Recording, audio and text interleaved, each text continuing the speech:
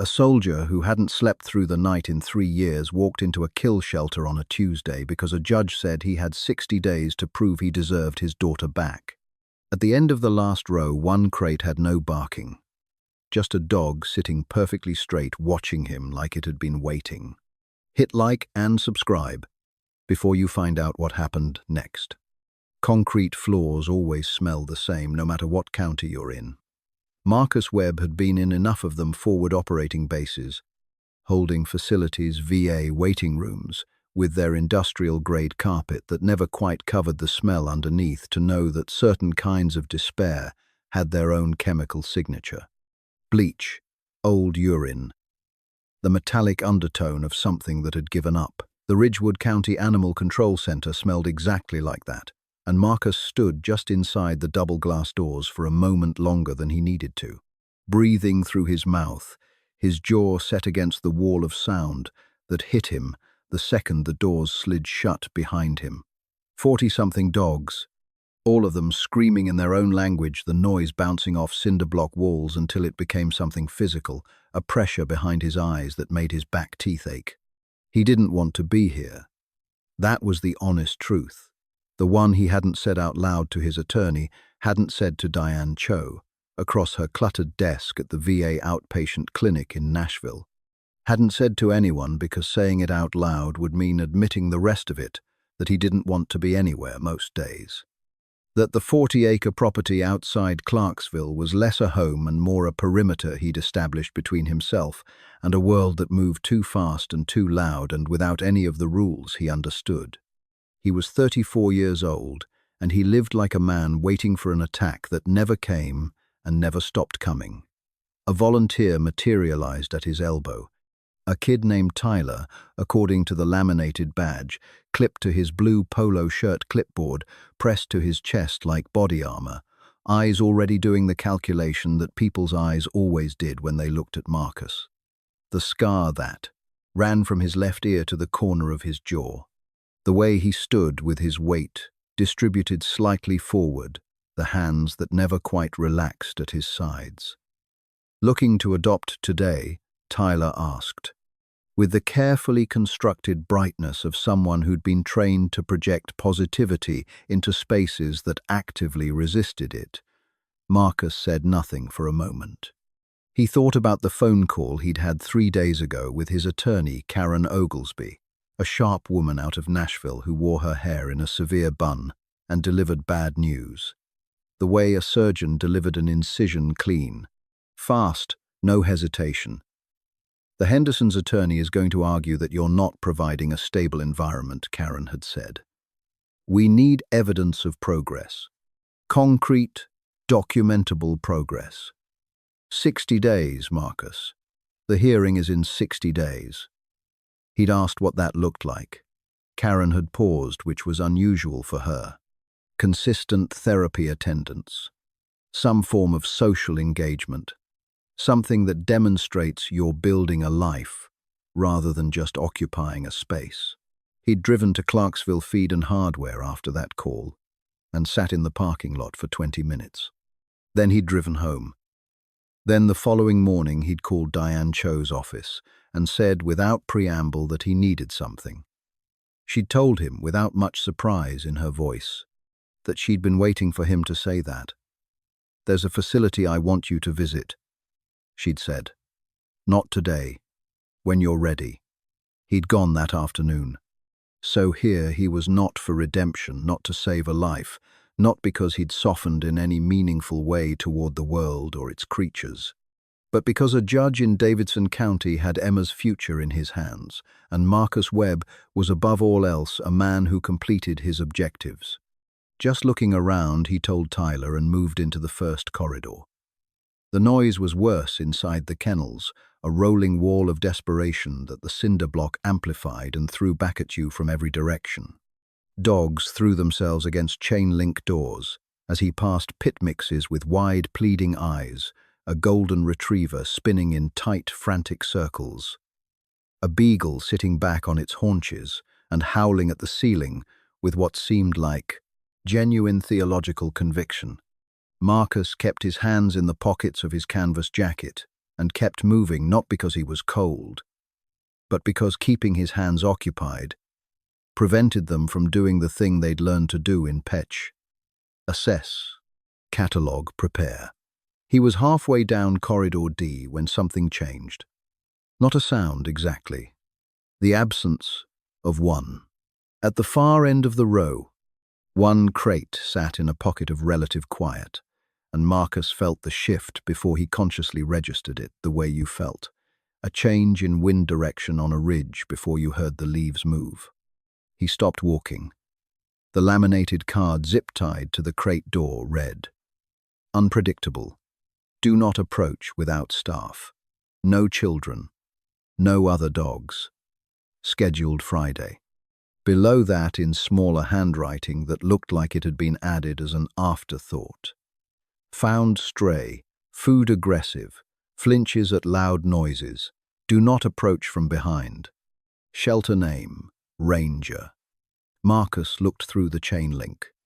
The dog inside was a German Shepherd, mostly anyway. Black and tan coat dull with filth, ribs pushing against his sides, with every breath like a set of keys in a too-tight pocket. But he wasn't cowering, he wasn't pacing, he was sitting dead center in the enclosure, back perfectly straight rear, planted on the concrete front paws, squared parallel to the door, amber eyes tracking the movement of a janitor pushing a mop bucket at the far end of the hall. His ears moved in small, precise arcs, independent of each other like radar dishes, triangulating a signal. Marcus felt the bottom drop out of his chest. He knows where all the exits are, Marcus thought. He's already counted them. Tyler appeared at Marcus's shoulder with the nervous energy of someone who'd learned, through repeated experience, that people who stopped at crate 71 were about to cause him a significant amount of paperwork. "That one's not really a candidate," Tyler said, keeping his voice low as though the dog might overhear and take offense. "He's been here 26 days, which is honestly," he stopped. "It's borrowed time," Marcus said. "Yeah." Tyler shifted his weight. "We've had 2 adoption inquiries. Both ended with the adopter backed against a wall. He didn't bite either time, but that's not the story they told." Tyler blinked. "Right." Marcus crouched down, slowly keeping his spine straight, balancing on the balls of his feet the way he'd learned to do in country when you needed to be low and still needed to be able to move. He didn't look the dog in the eye. A direct stare was a challenge, and he wasn't here to challenge anything. He fixed his gaze on the dog's chest, watching the rise and fall of his breathing, and he waited. The dog had clocked Marcus. The second he stopped walking, Marcus had felt it. The subtle shift in attention, the way the amber eyes had moved from the janitor to him, without the dog turning his head. But the shepherd didn't bark, didn't lunge, didn't perform any of the behaviors the laminated card had promised. He kept his position. He watched. Marcus studied what he could see from this angle. The paws were large, disproportionately so, the pads thick and heavily calloused. Not the torn raw pads of a dog that had been living on asphalt and broken glass. These were the pads of an animal that had spent serious time on hard-packed dirt and sand and rock. The left ear had a notch near the base, a clean-edged cut that had healed into a slight pucker of scar tissue. Marcus had seen cuts like that. He'd seen them made. He reached slowly into his jacket pocket and pulled out his phone.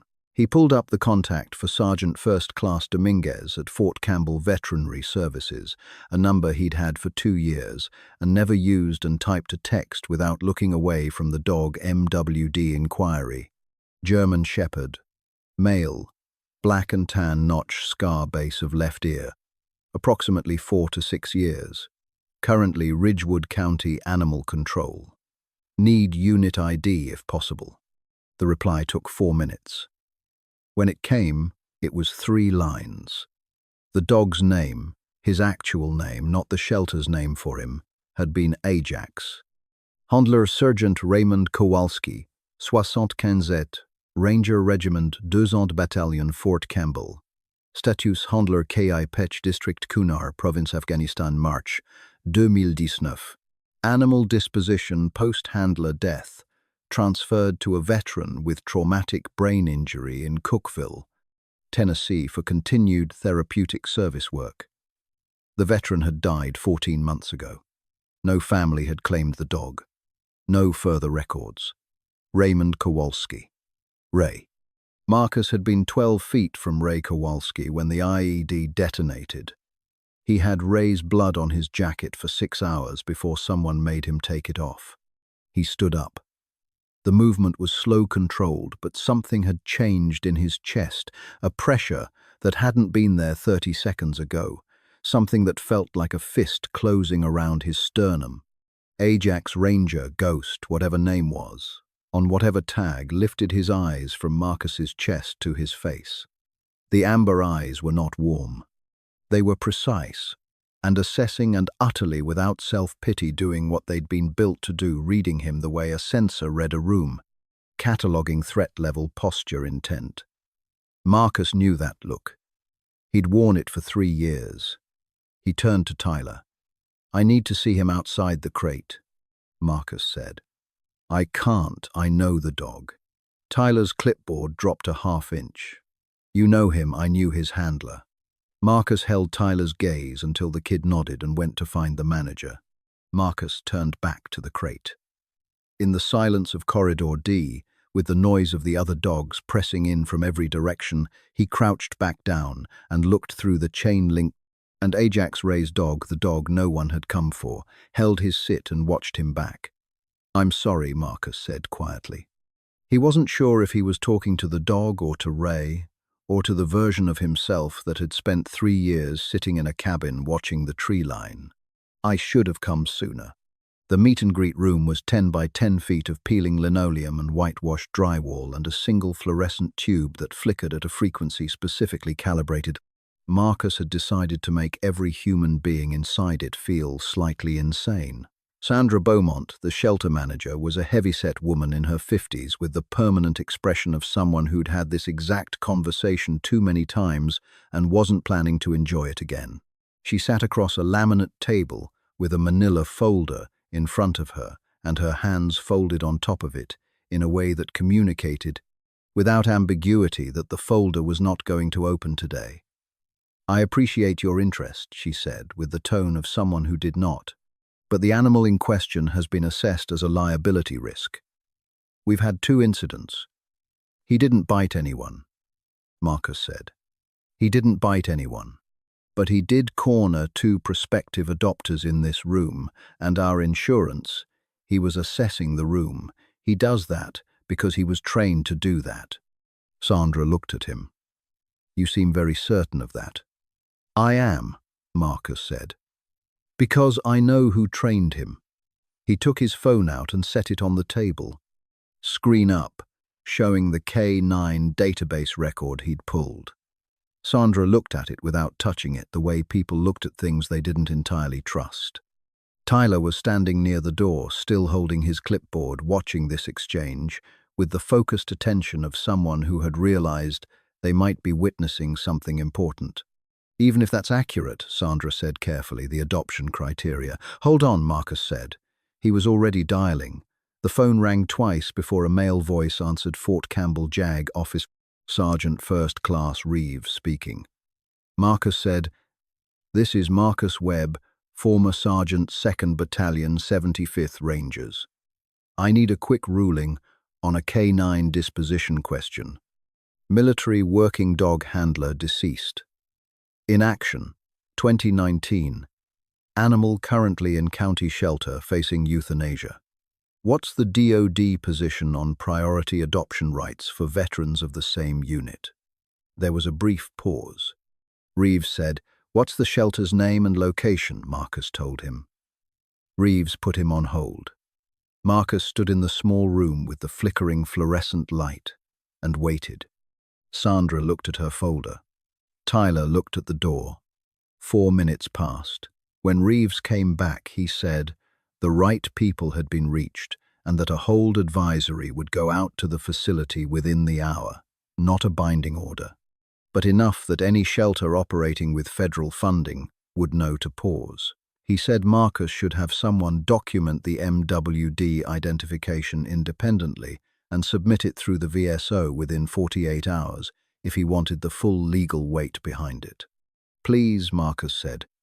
He gave Reeve Sandra's email address, which he'd read off the nameplate on her desk. He hung up.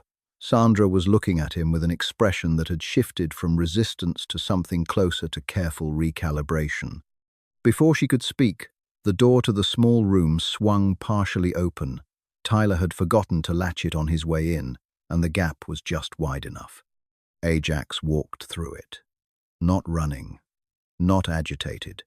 He walked in the way he did everything, with that precise economy of movement, did a single circuit of the room door, corner air vent, second corner, and then went to the far wall, lowered himself onto the linoleum, and lay down facing outward. Everyone in the room was quiet. The dog lay still, breathing evenly, amber eyes moving in small, calm arcs. He was not threatening anyone. He was not performing. He was simply present, and waiting, and entirely in control of himself. Sandra looked at the dog for a long moment. Then she opened the manila folder. Marcus filled out the paperwork in 4 minutes. He pressed his pen hard enough into the laminate counter that it left an impression. He didn't read the liability waiver. When the woman at the front desk told him the fee was $120, he put $150 on the counter and said, "Keep the change." She looked at the extra $30, and then at Ajax, and then at Marcus, and she didn't say anything, which Marcus respected. He fastened a heavy leather lead to Ajax's collar in the parking lot and looked down at the dog in the thin afternoon light. Ajax looked up at him with those flat, measuring eyes. "Your name isn't Ranger," Marcus said. "I'm working on the rest." They walked to the truck. He took the long way home. He could have gotten on I-24 and cut through Nashville, shaved 40 minutes off the drive, but I-24 through Nashville at 4 in the afternoon was a specific kind of hell, 4 lanes of aggressive commuter traffic. Construction choke points, the random percussion of industrial machinery and impatient horns. And Marcus was acutely aware that the animal now occupying his passenger seat had spent the last 26 days in a cinder block kennel after years in active deployment, and that neither of them needed Nashville right now. So he took 41A, the old highway that ran northeast out of Clarksville through the kind of Tennessee landscape that made you understand why people had stayed here in the first place. Long rolling fields going brown at the edges with late autumn. Dense stands of hardwood on the ridgelines. The occasional farmhouse set back from the road with a single light in the window. The sky was the particular shade of pewter that preceded rain by about 6 hours. Marcus drove with both hands on the wheel, the radio off. It had been off for so long he'd forgotten it existed and watched the road. Ajax sat upright in the passenger seat. He did not sniff the window. He did not circle or lie down.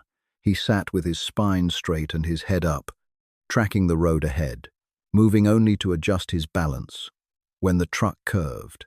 And Marcus had the distinct and slightly unnerving sense that Ajax was not riding in the truck so much as monitoring it.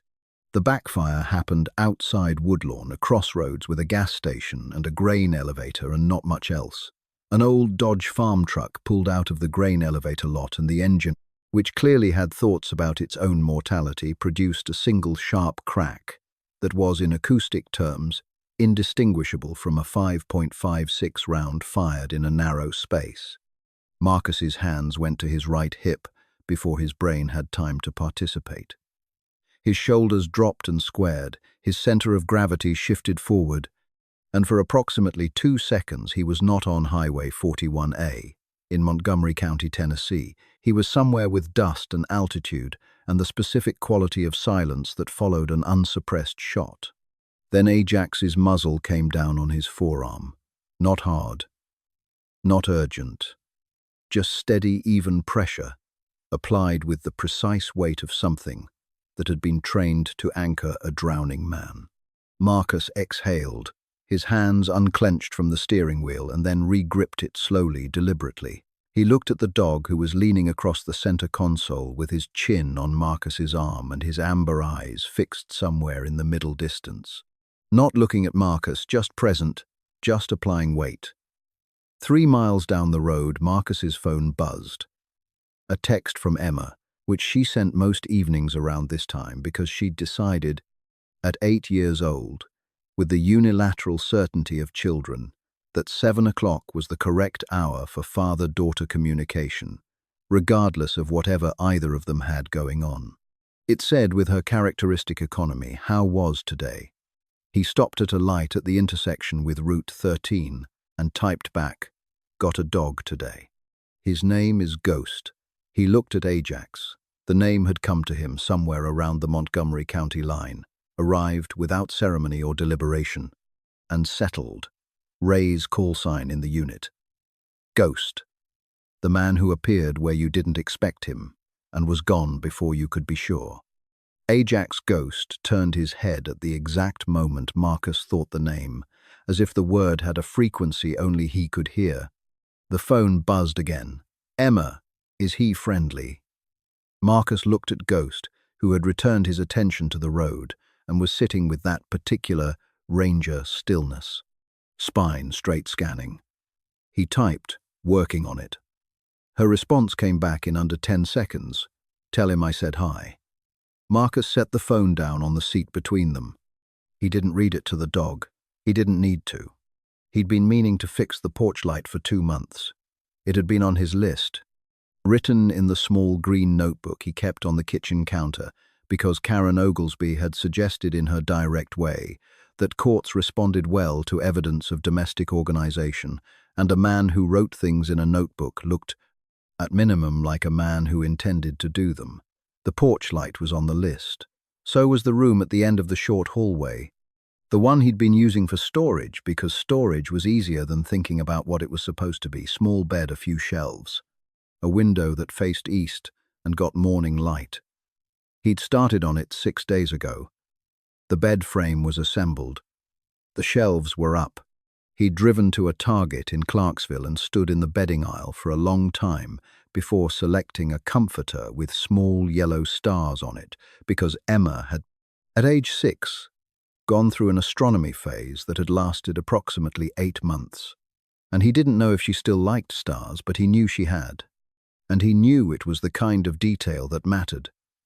He didn't tell anyone about the room. Not Karen, not Diane Cho, not the attorney's assistant who called periodically to ask for updates in a voice that managed to be both neutral and mildly accusatory. The room was not for the court case. It was for Emma. That distinction mattered to him more than he could have explained. Ghost cleared the cabin in 4 minutes. It was a methodical sweep, kitchen, bathroom, bedroom, closets, back to the living room, and Marcus stood near the front door and watched it, and felt something tighten in his chest that was not anxiety.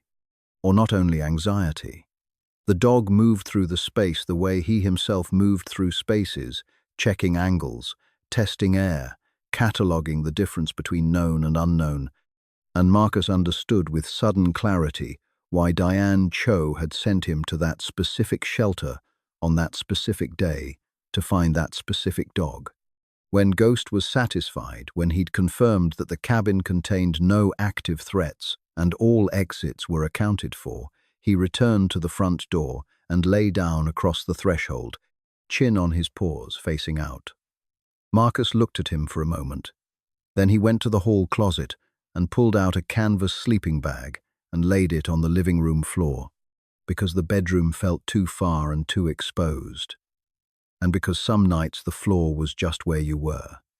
He lay down on his back and looked at the ceiling and listened to the usual sounds, wind in the pines, a branch somewhere, the refrigerator cycling on and off, and waited for the other sounds, the ones that weren't there, but his nervous system insisted on anticipating anyway. Around 2 in the morning he started talking. He didn't plan to. He hadn't talked about Ray Kowalski to anyone, not in 3 years, not in any of the sessions with Diane Cho where he'd sat across from her and given her the version of events that was true in its facts and entirely dishonest in everything else. He told the dark about the morning in Pesh, about the way the light had looked on the ridge, about the specific quality of Ray's laugh, a short, surprised bark, like he was always slightly startled that something had turned out to be funny. He talked about the dog, how Ray had talked about Ajax, in the particular way soldiers talked about their animals, which was the only way they were allowed to talk about anything they actually loved. Ghost had not moved from the door, but at some point during this, he had lifted his head. He was not looking at Marcus. He was facing the door, maintaining his post. But one ear was rotated backward, tracking. He was listening. Marcus stopped talking eventually. The silence that followed was different from the one that preceded it, less like a held breath and more like a room after a window opens. He closed his eyes. The floor was hard against his shoulders, and he was 48 hours past his last real sleep. And he realized with something like surprise, not fighting the night. He was just in it. Sometime before dawn, the weight settled against his back. Ghost had left the door.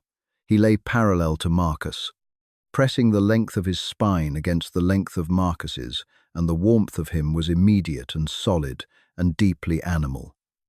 And Marcus felt the persistent, low-level vigilance behind his sternum. The watchman that never slept. Begin, very slightly, to stand down. You don't have to watch the door tonight, some part of him understood. Someone else has it. He woke twice. The first time his hand found Ghost before his eyes opened and the warmth of the dog was enough.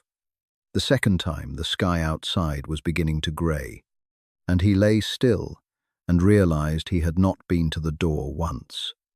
It was not a cure, but it was the first night in 3 years that the dark had not won completely. He left Ghost in the truck.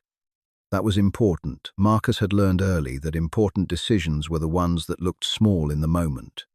And leaving a recently acquired military working dog with unresolved behavioral flags in a busy farm supply store was the kind of decision that looked small right up until it wasn't. He cracked both front windows 2 inches, told Ghost to stay in a tone that was less a command and more an acknowledgement that Ghost would do whatever Ghost decided to do, and walked into Harmon's Feed and Supply. The place smelled of alfalfa and diesel exhaust, and that particular combination of iron and wood shavings that meant something had recently been alive. Marcus moved through it the way he moved through all public spaces on the outside of the aisle back to the wall where possible.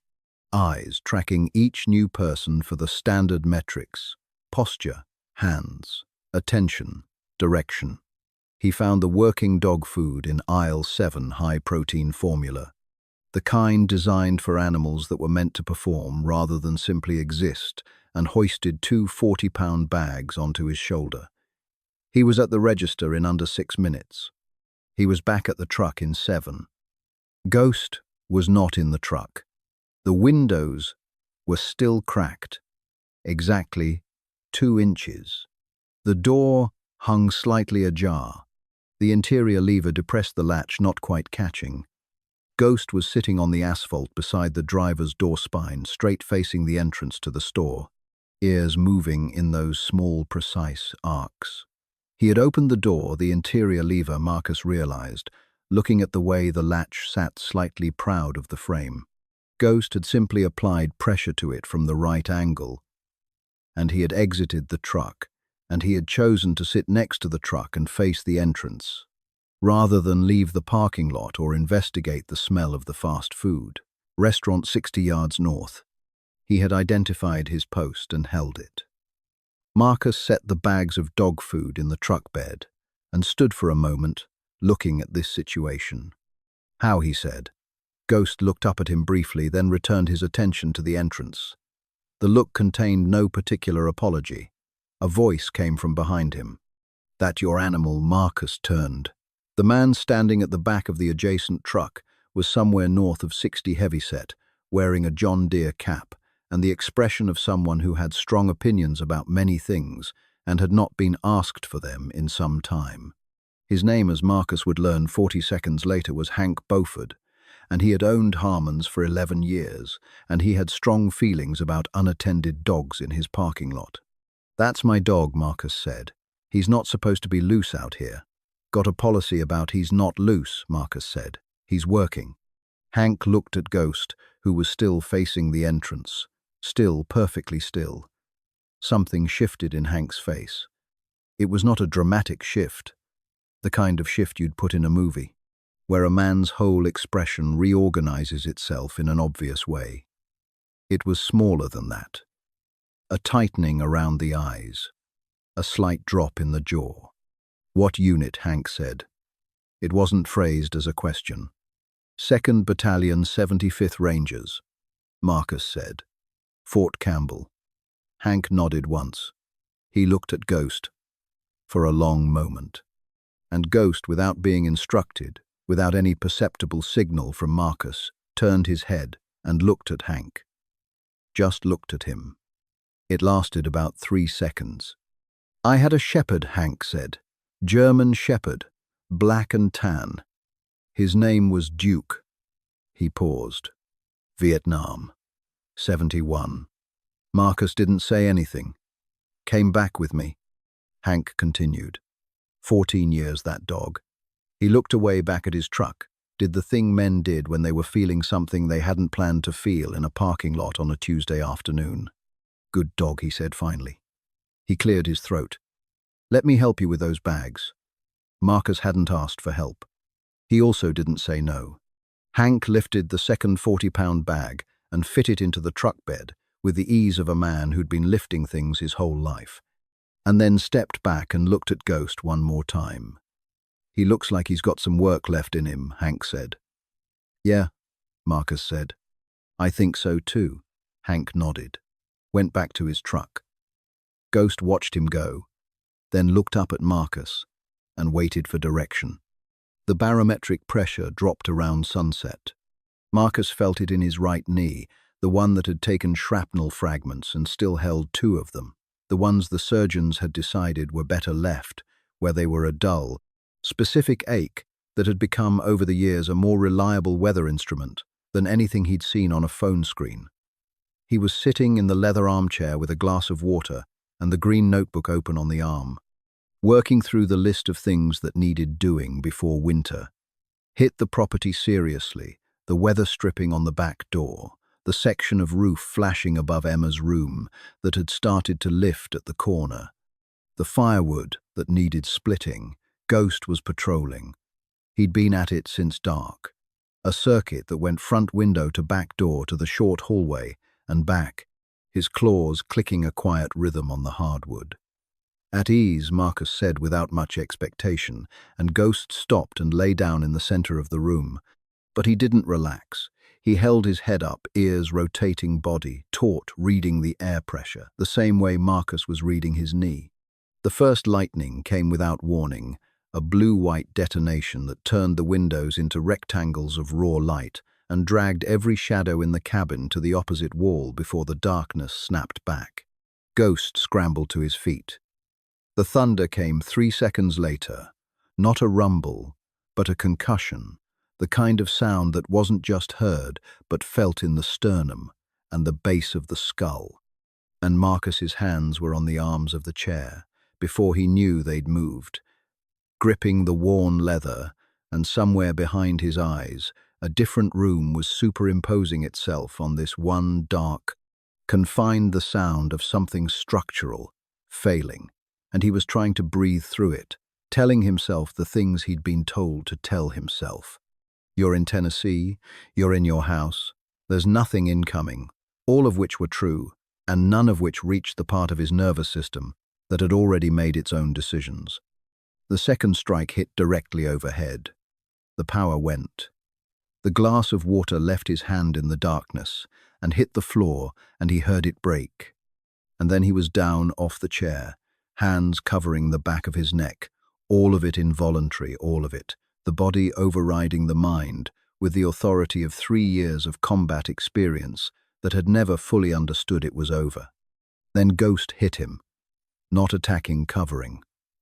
The full weight of 65 pounds of German Shepherd landed across Marcus's back and stayed there, pressing him flat to the floor.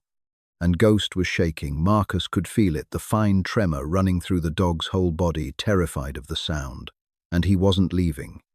He buried his nose against the back of Marcus's neck, and he whimpered one small, private sound, and he stayed. Marcus stopped struggling.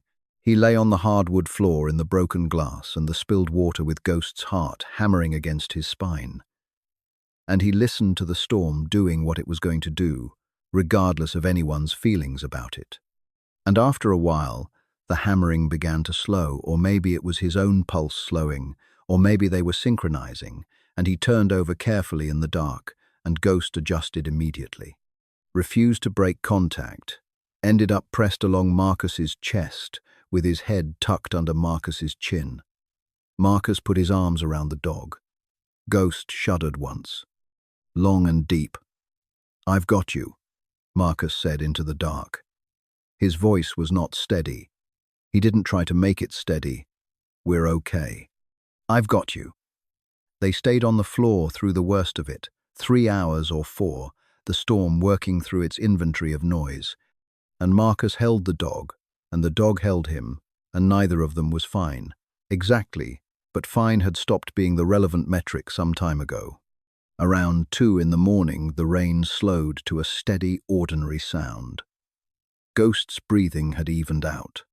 Marcus lay in the quiet and thought about Ray Kowalski, who had called this dog Ajax, which meant of the earth, which Marcus had looked up once because Ray was the kind of person who named things carefully.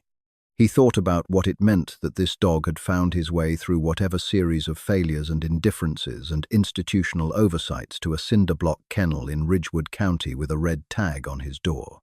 He thought about Ray. Then he whispered the name into the dark. Ghost. The tail moved. A single slow beat against the floor like a second hand marking something. Marcus closed his eyes. "Yeah," he said. "That's you." The physical recovery was faster than the psychological one which Marcus had expected, because bodies responded to inputs in ways that could be measured and adjusted. He drove to Carter's Butcher in Ashland City 3 days after the storm, a small cinder-block building that smelled sharply of sawdust and cold iron, and bought 50 pounds of beef trimmings, chicken quarters and marrow bones from a man named Earl, who asked no questions about the quantity and charged him fair. The ritual of preparation became the shape of their mornings.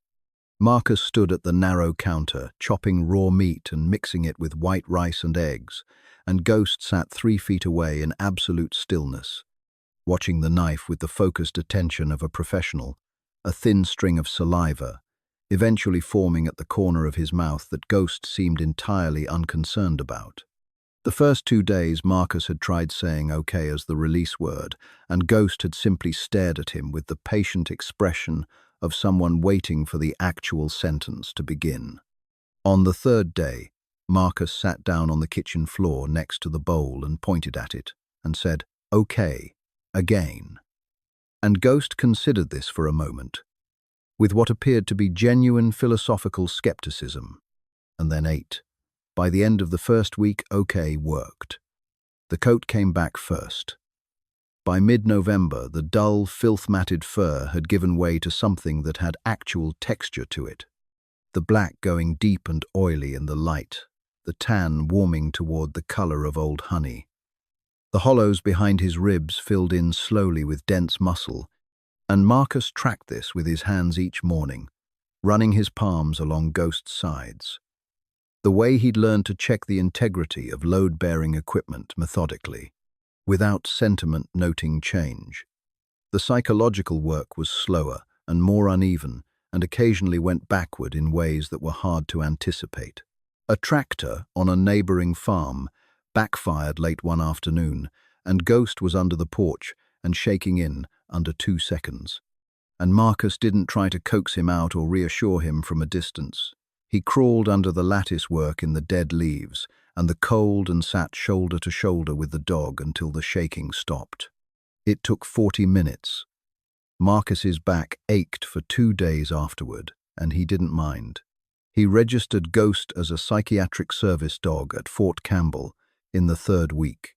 He'd called ahead and spoken to a Sergeant Lattimore in the Veterinary Services Office, who had confirmed the process and sent him the documentation.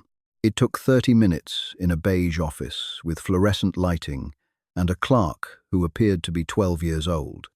And at the end of it, Ghost had a certificate and a leather harness with a handle and the legal right to accompany Marcus into any space Marcus needed to go. Marcus stood in the Fort Campbell parking lot afterward, with Ghost sitting at his left side, and held the documents in both hands for a long moment, before folding them and putting them in his jacket pocket. He called Karen Oglesby from the truck. "I need you to add something to the file," he said. "What have you got?" He told her about the PSD registration, about the K9 identification, about the parking lot at Harmon's, and the call to Jag. Karen was quiet for a moment, in the way that meant she was revising her assessment. "Marcus," she said, "this is good. This is actually very good." He didn't say anything. "How are you sleeping?" she asked. "Better," he said. It was the truth. Emma came on a Saturday in late November, a supervised visit, one of 3 Karen had negotiated with the court as a demonstration of Marcus's progress. Her mother dropping her at the end of the driveway, and waiting in the car at the road with the careful neutrality of 2 people who had agreed to be civil and were mostly succeeding.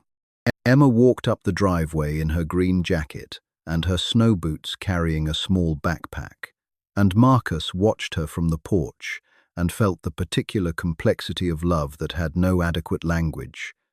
The specific pain of watching someone you'd do anything for approach you after an absence you'd caused. Ghost sat beside him and watched her too. His ears were forward, his body was still. Marcus had thought about this moment. He'd thought about the laminated card on crate. 71, no, children. He'd thought about what he would do if Ghost tensed, if the defensive architecture of the animal's training couldn't pass the difference between a threat and an 8-year-old girl in snow boots. He was prepared to intervene. He didn't need to. Emma stopped at the base of the porch steps and looked at Ghost with the unself-conscious directness of a child who had not yet learned to perform calmness. She sat down on the bottom step, which put her at Ghost's eye level, and she said in a voice that was entirely matter-of-fact, "Hi, Ghost. Dad told me about you." Ghost looked at her for 3 seconds, doing the assessment posture, hands intent. Then he walked down the 2 steps, sniffed her outstretched hand with the thoroughness of a professional, and lay down with his head on her knee. Emma put her hand in his fur and looked up at Marcus and said, "He's really soft." Marcus sat down on the top step. His throat did something complicated. "Yeah," he said. "He is." December came hard to Montgomery County. The temperature dropped into the teens, and the mud tracks in the driveway froze into ridges that caught the morning light and held it, and the trees stripped to their architecture. And Marcus worked. He split wood in the mornings because the physical effort of it was grounding in the way that nothing pharmaceutical had ever been the weight of the splitting maul. The specific resistance of oak, before it gave the clean smell of split sap rising in the cold air. Ghost kept station 10 yards out, on a patch of frozen grass at the edge of the yard, watching the tree line in all directions with the patient attention of someone who understood that the work of security was mostly waiting. Marcus had noticed that Ghost never fully relaxed outside. Inside the cabin, particularly when Emma was there, he'd developed what Marcus privately thought of as civilian mode, lower energy. Physical position reduced the defensive tension in his spine, unwound to something that looked almost like comfort. Outside on the property, he was always working. He carried his vigilance the way Marcus carried his, as a permanent condition, not as effort but as posture, as the shape the nervous system took when it had been formed in a place where relaxation had consequences. The alert came at 10:47 on a Wednesday morning. Ghost went from seated to 4-square stance in a single movement. no transitional posture ears locked forward, the ridge of fur along his spine rising. Marcus set them all down. He didn't speak. He moved to Ghost's side and went to one knee, and followed the line of the dog's snout into the tree line. And at first he saw nothing, just the bare hardwood and the frozen underbrush and the flat grey light. Then, the sound, a metallic clicking, rhythmic, too regular to be a branch or an animal, the sound of a bolt cutter working through chain link, someone doing it slowly, trying to be quiet. Marcus looked at Ghost. He gave the hand signal for track. Ghost dropped his nose to the frozen ground and moved into the trees without a sound. A 65-pound animal navigating dense brush in near silence, and Marcus followed, matching his footwork to the dog's, the splitting maul in his right hand.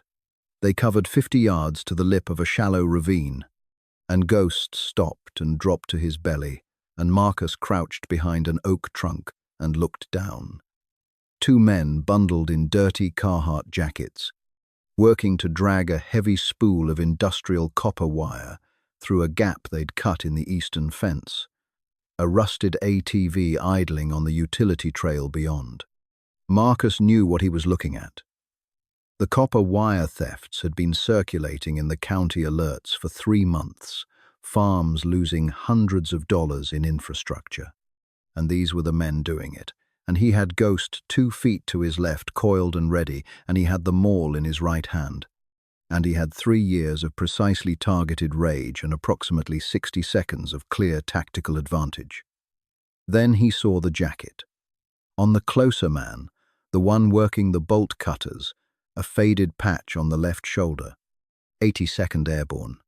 Marcus went still. Ghost was watching him.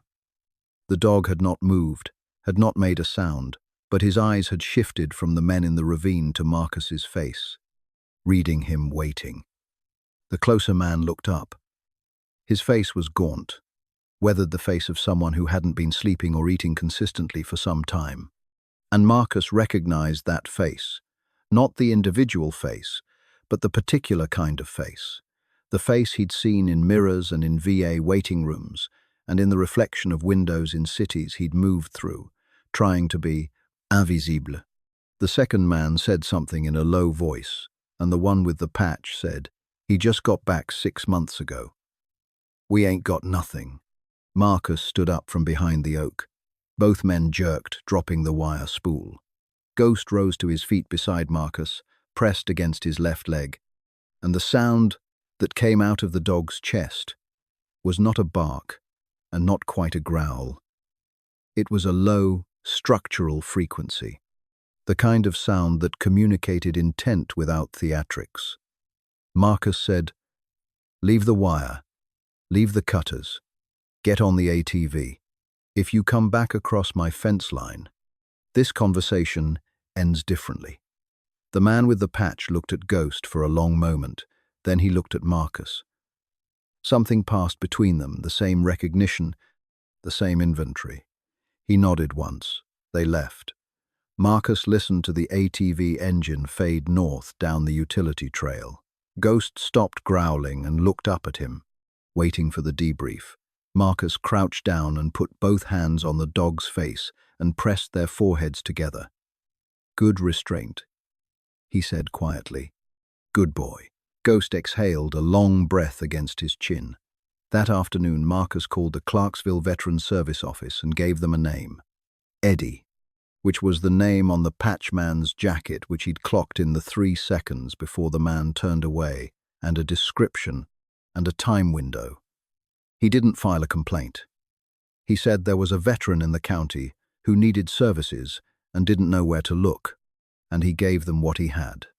Karen Oglesby, when he told her, was quiet for 4 seconds. "You documented this, yes," Marcus said. "VSO has it on file." Another silence.